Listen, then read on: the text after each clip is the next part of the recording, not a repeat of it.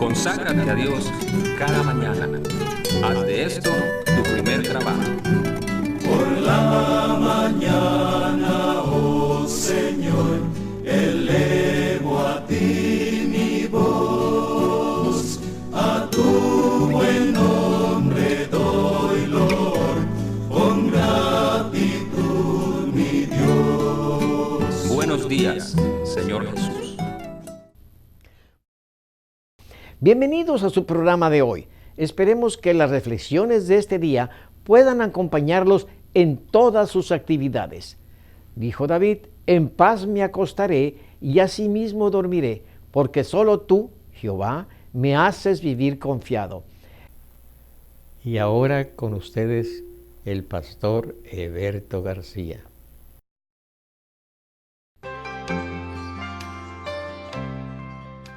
Qué alegría poder saludarles, amigos. Soy el pastor Eberto García y les doy una cordial bienvenida a su programa de Buenos días, Señor Jesús. Les invito para que con reverencia, inclinando el rostro, nos pongamos en las manos de nuestro Padre.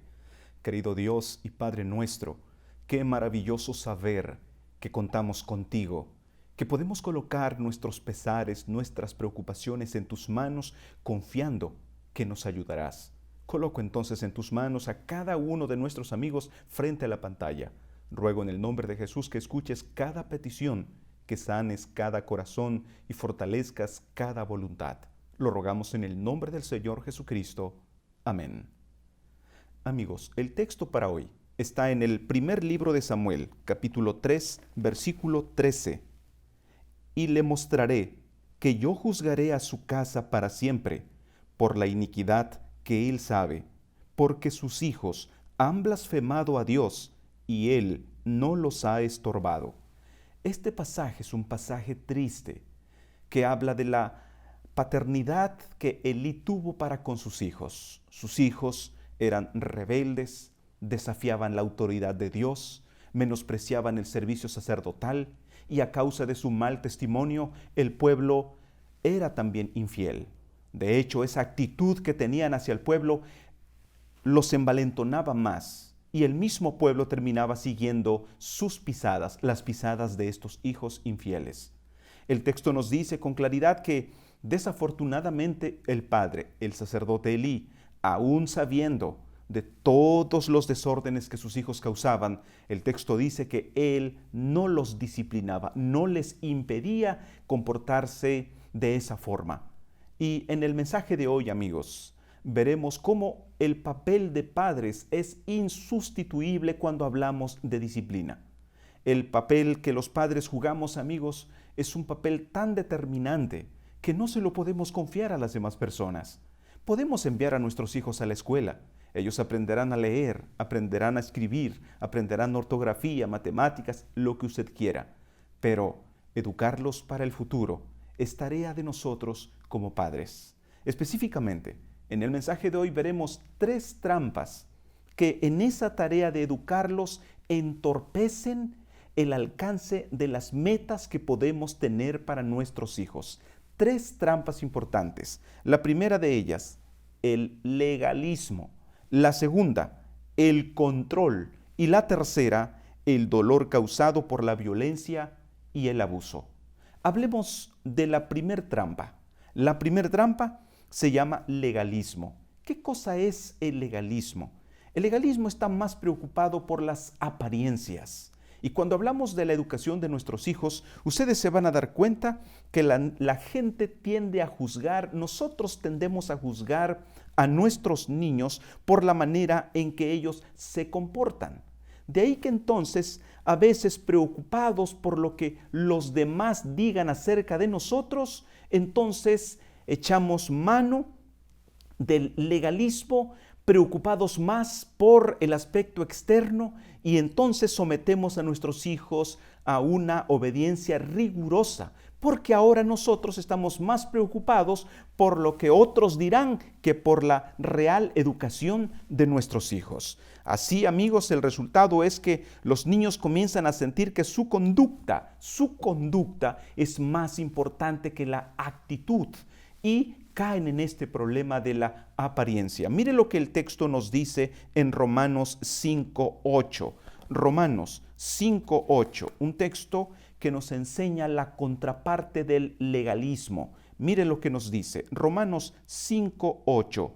Mas Dios muestra su amor para con nosotros, en que siendo aún pecadores, Cristo murió por nosotros. Amigos, el peligro del legalismo es que no deja espacio para el amor. Generalmente nosotros pensamos que si nuestros hijos se portan mal, tenemos que castigarlos, tenemos que causarles dolor para que se den cuenta que lo que hicieron es incorrecto.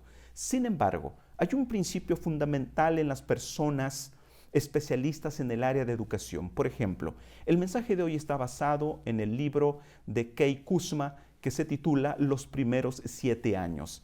Y ella enseña que frente a la tentación o la trampa del legalismo, la mejor herramienta se llama gracia. Es decir, no tratar a nuestros hijos como lo merecen, amigos.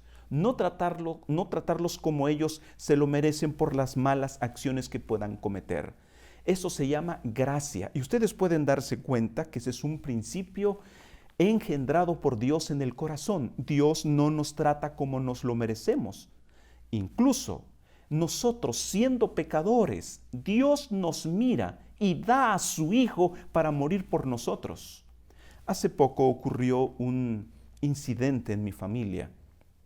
Mi hijo, el mayor, tenía una tablet en sus manos, una como esta, y le había comprado yo un protector, pero por alguna razón él le quitó el protector. El asunto es que se le cayó la tablet y se hizo pedazos la pantalla. Cuando eso ocurrió, amigos, mi niño se asustó tanto que no sabía qué hacer. Llamó a su mamá desesperado y le dijo, mami, acabo de hacer esto. Y el niño estaba asustado. ¿Cómo iba yo a reaccionar frente a eso? Finalmente, mi esposa vino conmigo y me dice, necesito que hables con Carlos. Pero escúchame, me dice, está muy asustado. Le asusta pensar del castigo que él se merece. Saben que cuando entré al cuarto donde estaba mi hijo, él estaba llorando. Cuando él me mira llorando, me conmueve, me sacude tanto, que mi corazón se hizo tan chiquito, me conmoví tanto. Saben, yo me acerqué, lo abracé y le dije, sabes, papi, en el futuro, desafortunadamente, tú y yo haremos cosas tal vez peores, graves. Pero escucha lo que te voy a decir ahora. Si en algún momento de tu vida tú cometes algún error que traiga consecuencias tristes, por favor, no tengas miedo. Quiero que vengas conmigo. Quiero que hables conmigo. Y juntos saldremos adelante. Saben, amigos, yo abracé a mi hijo con tanta alegría. Y no les voy a negar que cuando me di cuenta que lo que había roto era un dispositivo caro, sí sentí en ese momento las ganas de castigarlo, de asegurarme que él se diera cuenta que lo que había cometido era grave, pero saben, me conmovió. Y en ese momento yo recordé como si el Espíritu Santo me hubiese tocado que Dios no nos trata como nosotros realmente nos merecemos. Si nos tratara así, no sé qué sería de nosotros. Yo abracé a mi hijo, lo vi suspirar, descansar, y eso, amigos, me ha dejado marcado hasta nuestros días. Dios no nos trata como nosotros merecemos, y les aseguro, tendremos más éxito como padres en la educación de nuestros hijos si en lugar de ser legalistas aplicamos la gracia. Una segunda trampa, amigos, una segunda trampa que nosotros utilizamos en la educación de nuestros hijos y que nos equivocamos es el control externo. Nosotros tenemos más fuerza que nuestros hijos, podemos gritar más fuerte que nuestros hijos y tenemos más autoridad que nuestros hijos, pero abusar de eso, amigos, para tener el control, lo único que lograremos es que cuando nuestros hijos sean más grandes, cuando ya sean adultos, simplemente harán lo que les venga en gana. Me he sorprendido como algunos padres me dicen, yo no sé qué pasó con mis hijos. Cuando eran pequeños yo los llevaba a la iglesia, hasta cantaban, se ponían corbata, etc. Pero nada más crecieron y cambiaron. ¿Qué es lo que ocurrió? Nosotros estábamos controlándolos, los estábamos dominando, pero a la luz de la palabra de Dios, amigos. Aquí en Efesios 6:4, el apóstol Pablo nos dice: no provoquéis a ira a vuestros hijos. No se trata de presionar, de controlar. Se trata, amigos, de conducirlos. A veces será necesario darles a elegir y decir, bueno, podemos hacer esto o podemos hacer esto otro. Amigos, cuando hablamos del control, no estamos hablando de dominar, sino controlar las circunstancias, controlar la situación, no a nuestros hijos. Y la tercera trampa que se nos presenta en la educación de nuestros hijos es el dolor causado por la violencia y el abuso. A veces pensamos que si golpeamos vamos a poder disciplinar a nuestros hijos. Nunca olvidemos, la fuerza del amor es más poderosa que cualquier otra. Así que no caigamos en la trampa. Usemos la gracia, usemos el amor, usemos la misericordia, que sin duda, así como nuestro Padre Celestial nos guía, tendremos éxito en la educación de nuestros hijos. Inclinemos el rostro. Querido Padre, muchas gracias por recordarnos que la fuerza del amor es más grande que cualquier otra.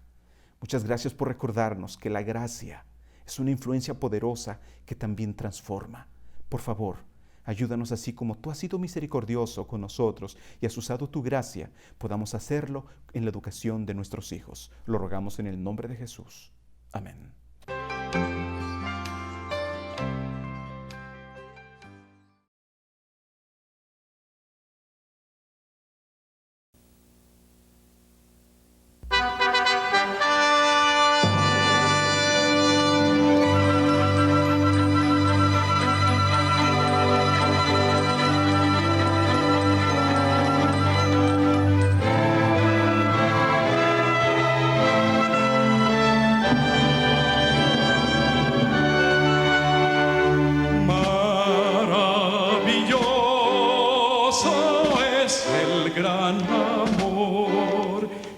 Cristo el Salvador derramó en mí, siendo rebelde y pecador,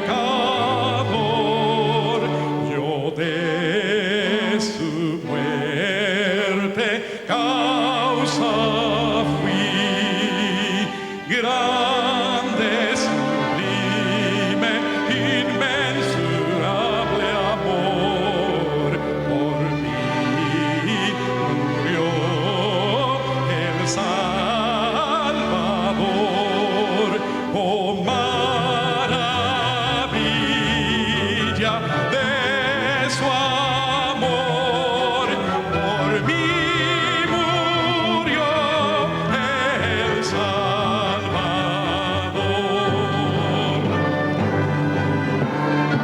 En vil prisión mi alma padeció, atada en pecado y oscuridad. Pronto mi celda resplandeció, la clara luz de su verdad. Cristo, la perla, cadenas destruyó. Grande gloria a Dios. No temo nunca la condenación. Jesús es mi Señor y yo suyo soy. Es para siempre mi salvación, vestido en justicia voy, libre acceso al Padre gozo ya, y entrada al trono celestial.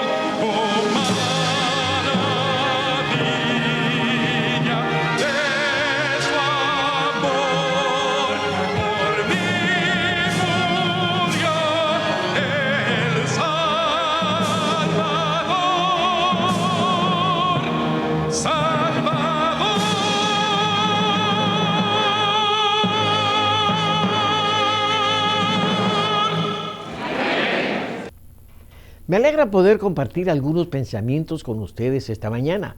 Gracias por abrirme las puertas de su hogar. Jesús dijo, en cuanto lo hicisteis a uno de mis hermanos más pequeños, a mí lo hicisteis. Es como cuando alguien hace algo por tu hijo. Cuando tu hijo necesita ayuda, aprecias más la ayuda que se le da a él que la que te pueden dar a ti. ¿No es cierto? Así Jesús desea que tratemos a nuestro prójimo como si fuera él. Esta experiencia sucedió hace muchos años, cuando el valor del dinero era mucho mayor. Con $50 se podía pagar la renta de una casa. En el estado de Idaho, en un pueblecito escondido en la montaña, vivía un pastor joven con su esposa y 2 hijitos.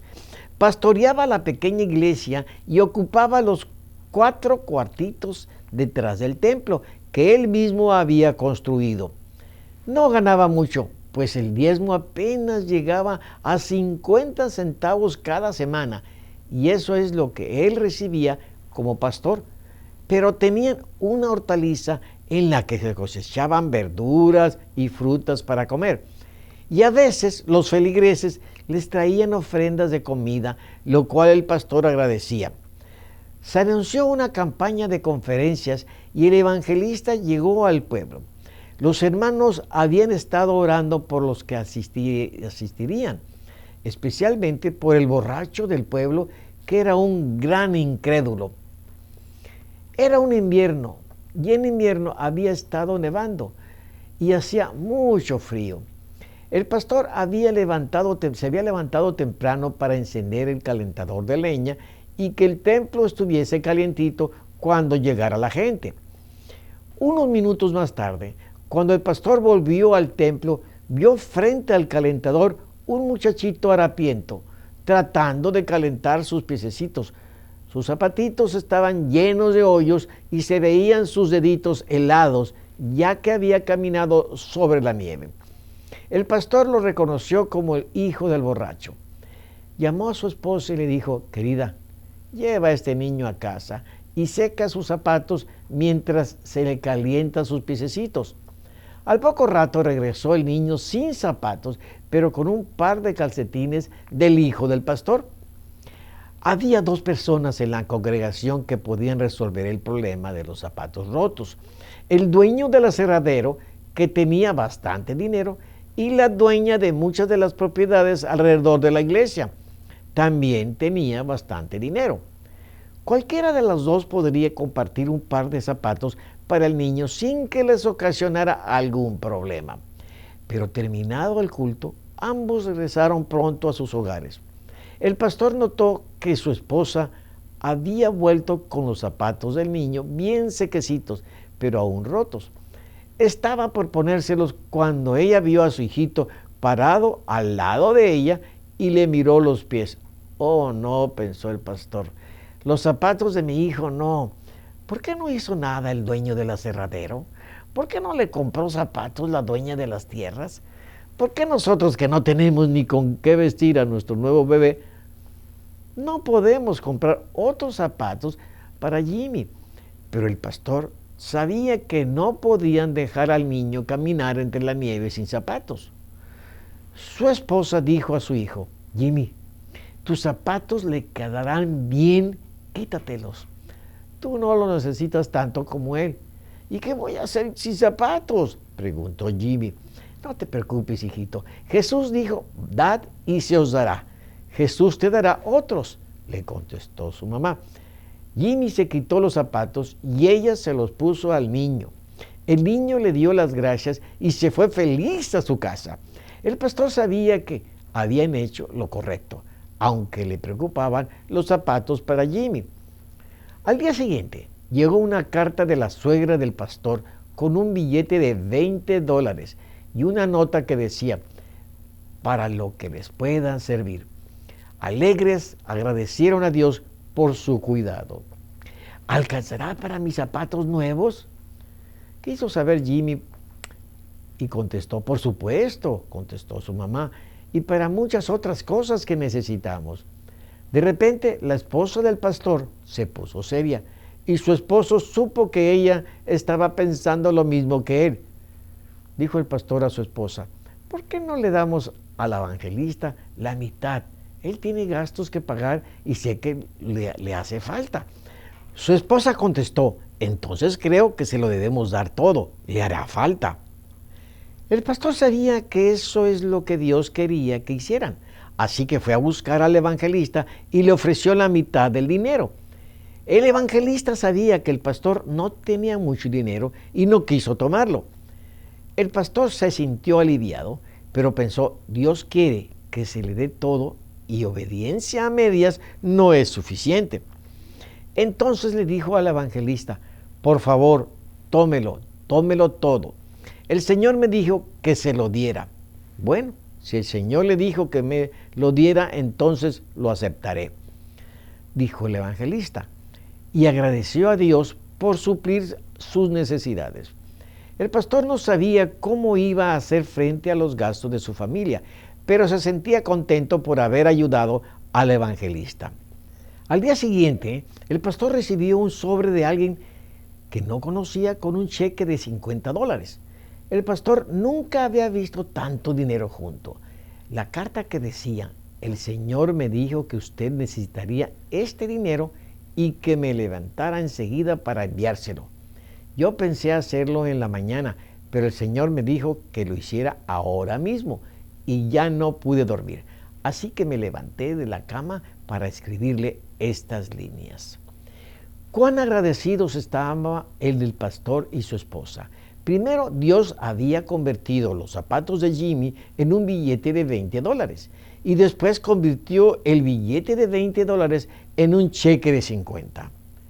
Para sorpresa de todos, la semana siguiente estaba en el templo el borracho del pueblo, escuchó el sermón y cuando el pastor hizo el llamado, fue el primero en pasar.